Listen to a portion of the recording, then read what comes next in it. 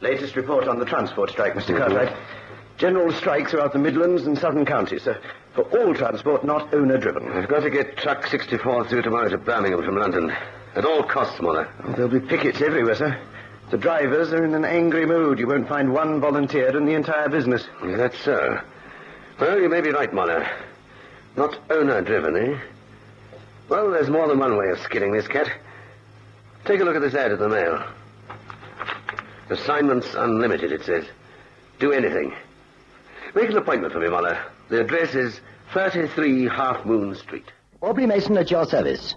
At Assignments Unlimited, we do anything, anywhere, at any time. 33 Half Moon Street.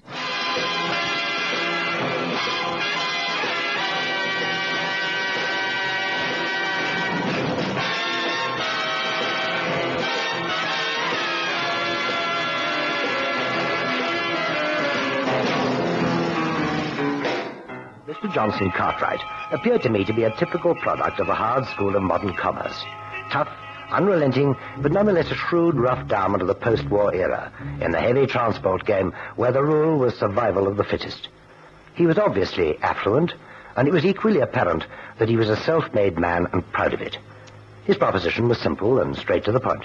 Your ad in the paper says go anywhere, do anything, right? Well, that's the general idea. I want you to drive a truck for me tomorrow from London to Birmingham. I'll pay you £50. It seems a large sum for such a simple task, Mr. Cartwright. Not so simple. The man who drives it will need to be pretty resourceful. Anyone who breaks the strike is called a blackleg. That word blackleg has an unpleasant ring in the ears of trade unionists. You mean my man might be waylaid and beaten up? Yes. Hence the high fee. That's right. I believe that strikers have things they call pickets. They do, and in fact pickets are already established along the main arteries to make sure that no unauthorized truck gets through. In fact, from the Midlands south, heavy transport is at a standstill. Might I inquire how you expect one of my men to spirit a truck through the pickets? You may indeed. The strike calls for a standstill of all transport that is not privately owned. There's no restriction on an owner driving his personal lorry. It might occur to you that I might drive this truck on the Birmingham run since I own all the lorries. If I did so, it would be taken as a deliberate flaunting of the lorry driver's rights. And when the strike is over, I'd never find another driver to work for me. I should make it clear, Mr. Cartwright, that we at Assignments Unlimited do not own any lorries. And not yet, Mr. Mason. I have a heavy 10-tonner that must get through tomorrow. Truck 64 in my Pell Street sheds. The papers relating to this truck are in my briefcase here. All that's required is a signature from your driver, and he becomes the owner. Oh, I think I understand. You transfer the truck into my operator's name. He drives it to Birmingham as a bona fide owner, and when the task is complete, he transfers it back to you. That's it in a nutshell. And you have my word that you'll not be doing the transport drivers a disservice. One truckload will not make the slightest difference to their cause. Oh, well, that's fair enough, Mr. Cartwright. If my man is safe from molestation, I see no reason why we shouldn't take on the job. Fine. I have the papers here. What's the man's name? Carson. Mm-hmm. First name? Carson's. Well, we know him as Crash Carson. Well, that's not good enough for a legal paper, of course. Oh, I never thought to ask him his real name. I'll send for him. Yes, Mr. Mason. Find Carson and send him in here, will you? Yes, Mr. Mason.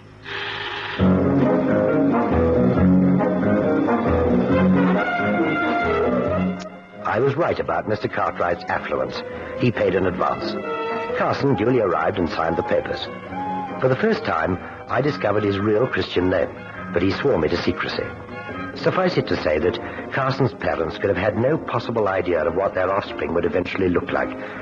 It seemed a simple enough assignment, and so warning Carson not to display any belligerence with the pickets, I sent him about his business. Oh, what's that up in front? Oh, no, not another of those blasted pickets. Oh, well, keep calm and in good temper. Here we go. Morning! Hey, you got the wrong procession. Royal carriage is driving down the Mall. Funny man.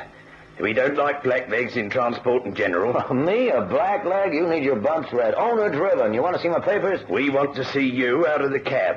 What, right out here in the middle of the country? I get hay fever. Never walk anywhere except in the smoke. If you know what's good for you, you'll get out. Are you threatening me, chum? If you like.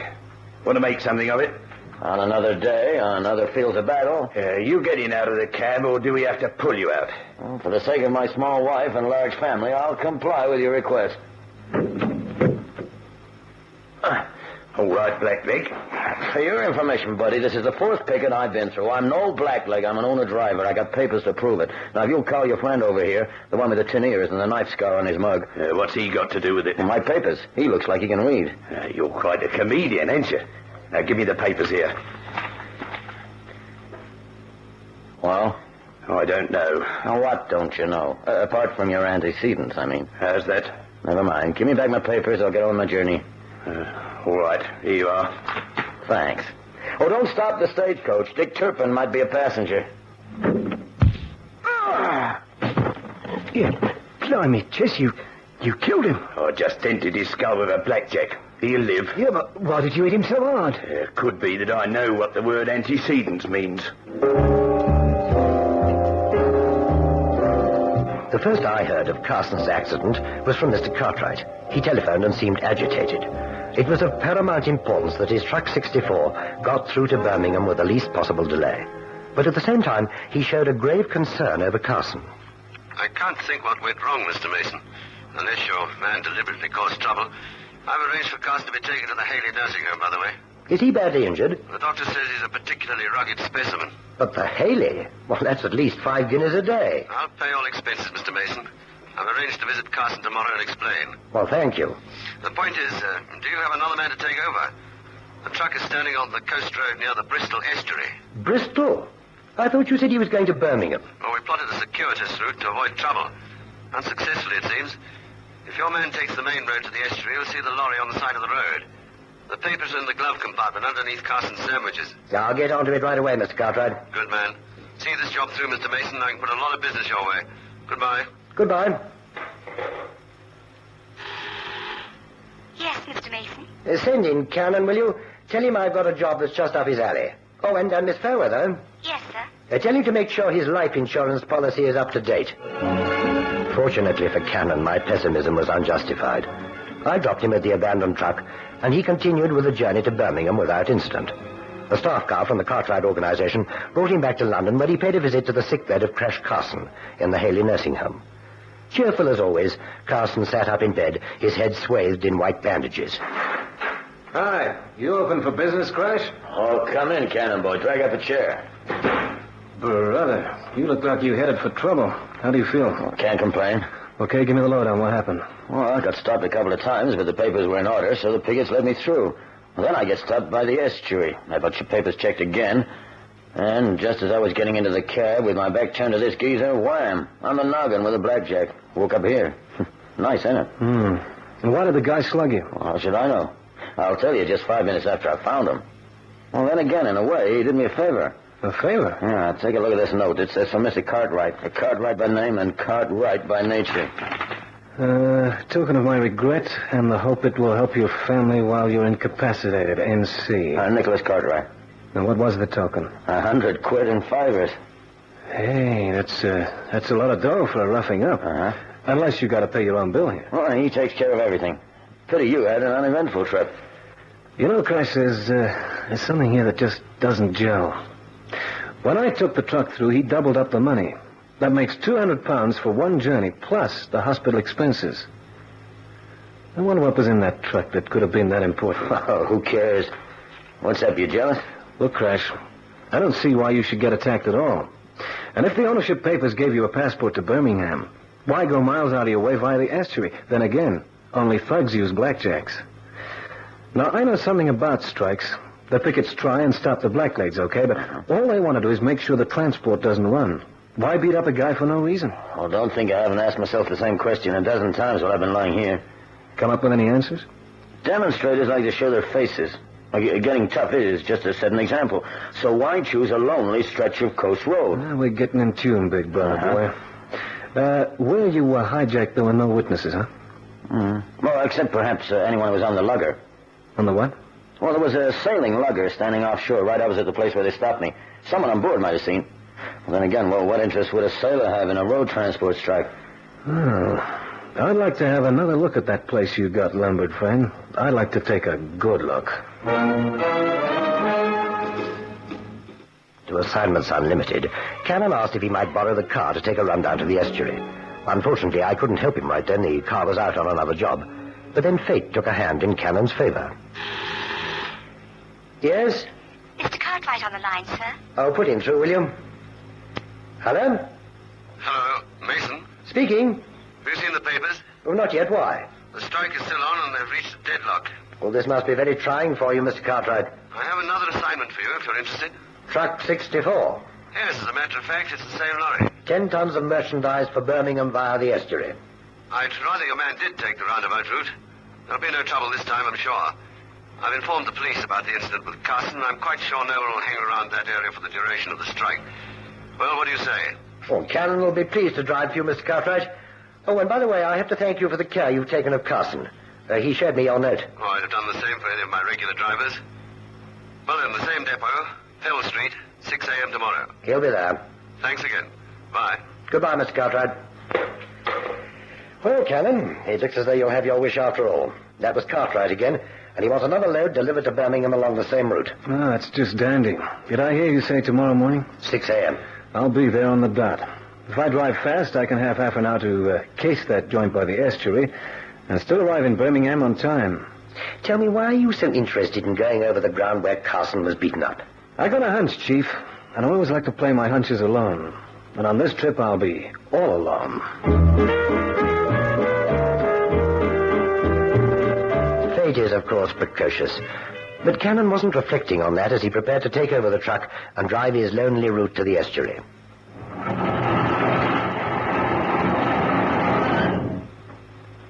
Morning, mate. You the bloke taking out 64? That's me. Is she all ready? Yes, loaded and waiting. But you've got to see Mr. Cartwright first. He's over there in the office. Dispatch. Do you see it? I do. Thanks, old-timer. You want to see me, Mr. Cartwright? Oh, yes, Mr. Cannon. All set for the journey? Raring to go. It won't be so lonely this time, Mr. Cannon.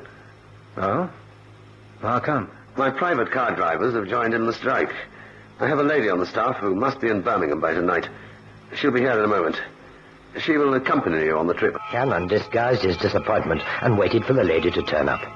His annoyance at having a passenger dissipated when he saw her. A trim figure was sheathed in an expensive, hand-tailored suit, her flaming red hair swept over her neck by the practiced hands of an artist in coiffure. Cannon vaguely wondered what sort of job in the Cartwright business warranted a salary that could pay for this kind of ensemble. He attempted to find out during the drive towards the estuary. You worked for Cartwright a long time, miss? Well, a few years. And I wish you wouldn't keep calling me miss. My name's Ruby Long. Okay, Miss Long, I'll make it short and call you Ruby. That's better. I can't think why Mr. Cartwright should send you all this way in a truck. You might oil up that nice suit. Oh, I had old Shivers clean the cab this morning early. Yeah, but I mean, it's only a road strike. You could have gone by train and been really comfortable. That's true, but I have a special reason for coming by truck. You see, I have an aunt who lives near the estuary, and I want to call on her for a short while. Uh-huh. Well, how about Mr. Cartwright? He might jib at the delay. Well, he knows about it. That's why he let me come by truck. We'll have tea with her. It'll break the journey for both of us. Whatever you say, Ruby. Tell me where to turn off. It's not far from here. The house is on the hill by the main road just before it runs along the beach. Oh, yeah, I know it. You do? Yeah, that's where Carson got hijacked. Down the road where it passes alongside the sea. I picked up the truck after the thug hit him, and I drove it the rest of the journey. Yes, Mr. Cartwright told me about it. Master business. But then lorry drivers are a rough lot. I should know. What's your occupation then, Ruby? In the business, I mean. I'm confidential secretary to the boss. Oh, there's the house now. See? Oh, yeah. Right on the top of the hill. And don't bother to try and turn into the drive. Just park off the road facing downhill and we'll walk up to the house. That way we can drive off easily after tea. Whatever you say, Ruby. Hey, tea, did you say? Of course, you're an American. I'm sure my aunt will have something a little stronger. There's a good place to pull in. Okay.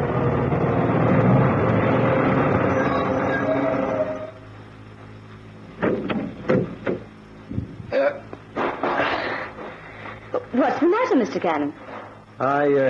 I don't see the key on the ring to lock the cab door. Why do you need a key to lock the door? Who'd want to steal a 10-ton truck? Yeah. Yeah, that's just what I was thinking. Who?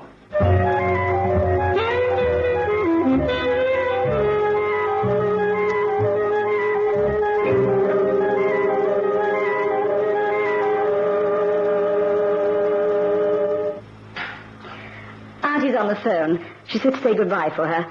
Shall we go? We'd better, Ruby. That's the longest tea party I ever sat in on. I'm sorry, Mr. Cannon. I haven't seen her for so long, and there was so much to talk about. Yeah, so I noticed. 1 hour. Well, the roads are clear now with the strike. I'm sure you can make up the time. And thank you for putting up with our gossip. It must be boring for a man. All in the line of duty, Ruby. You lead the way. Through here. Okay.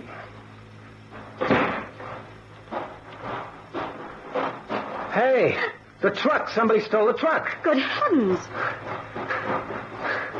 Oh, there it is, just down the hill. You must have left the handbrake off. Ma'am, I did not leave the handbrake off. If I had, it would have run down the hill the minute we left it. Yes. Well, the regular drivers always put chocks under the wheels when they park on a downhill slope. I understand that the brake can work itself loose when the lorry is heavily loaded. Well, I just hope that the back doors are still sealed, that's all. If I goof on this job, I have to answer to my chief. And I'd rather face Judgment Day than him when he blows his top. The doors look all right. I'm sure it must have been the brake. Look, I told you I put that brake on, but good. Huh? Are the seals intact? Yeah. Come on, let's get into the cab.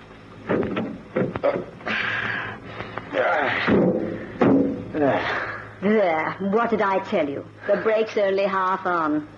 I don't get it. You know something, Ruby? I'd like to take a look around here. Well, there's no damage done, Mr. Cannon. We're very late. I'm sure you wouldn't like me to get into trouble with my boss, and he can throw a temper, too. Well, that sounds to me like an instruction, Ruby, so if that's the way you want it, that's the way it's going to be. And you know something, baby? When the pay's right, I never ask questions. Get it? Delivered on time and was taken straight back to London. He still had his hunch, and to placate him, I called a round-table conference in the office with Crash Carson, now out of the nursing home, but still nursing a grievance against his unknown assailant. I sat back and listened to them talking. The sailing lugger I saw offshore was the kind of boat they use in the Channel Islands for shrimping, winkle drifting. You know, about 70 feet, shallow draft, 4.5 rig, dirty bronze sails. That's the one. When I parked that truck outside Ruby's aunt's house, the same lugger was offshore at the same place. So, what's your theory? Well, the way I figure it, if somebody wanted that truck down by the lugger, all he had to do was to get in the cab, let off the brakes, and coast quietly down the hill. Uh-huh. There was no key on the ring to lock the cab door. All he had to do was to help himself. I wouldn't hear a thing. Yeah, but why leave it down in the dip? Well, don't you see? It's quiet countryside. If he drove it back again, I'd hear him coming up the hill. Oh, it might have been any truck you'd hear. First, there's a transport strike. No other trucks. Yeah. Second, he'd have had to turn that truck so as to face the way I left it. But he could have backed it up. You ever heard a truck backing up a hill? Boy, I'd sure hear that. You see, Christ, the seals were intact on the doors, but that don't mean a thing. If something was loaded onto that truck from the lugger, and Ruby Long knew about it, what would be easier than to have the loaders carry new seals? Yeah, that makes sense, Cannon Boy. But look, if the lorry was empty when you started and full when you left the estuary, you'd have noticed it on the springs or on the steering column. Yeah. Well, was there any difference? The truck was loaded all the way. That's what I don't get. If you'll forgive me interrupting, gentlemen, it does rather look as though you're both the victims of circumstance. You've read something ominous into a straightforward job. I suggest that you forget all about it. Except for one thing, Chief. What's that? Something I said to Ruby Long. If there was a switch, she was in on it. So I said to her, Ruby, if the pay is right, I never ask questions. Never. Get it? Meaning what? If Mr. Cartwright should ever ask for my services again. Well, that's unlikely. The transport strike is over. Exactly what I mean, Chief. Oh, I think I get the trend of what you're trying to say. Should Mr. Cartwright ever ask for your services when there's no strike, then it's possible that he has a nefarious motive. Since you've intimated that you can be trusted, and, well, at a price. Chief, you hit the nail right on the head. Yeah, I'm not impressed. All I can say is... Yes? Is Mr. Cannon with you, sir? Yes, he is. There's a call for him, sir. Shall I put it through, or will he take it from the outer office? Well, who is it? Did they say? Yes, sir. It's a personal call. Mr. Cartwright. Cannon made an assignation with Mr. Cartwright, who simply wanted his services as a truck driver for 2 days. The truck was due to leave at 6 a.m., but my two operators decided to pay a nocturnal call on the sheds in Pell Street at 1 a.m. Well, here we are. Now then, can you see anything? I can see the truck. Old man's still there. Don't he ever sleep? Try the catch on the window. If we can open it, we can hear what's going on. Oh, there's nothing going on. Well, try and open it anyway. Go on.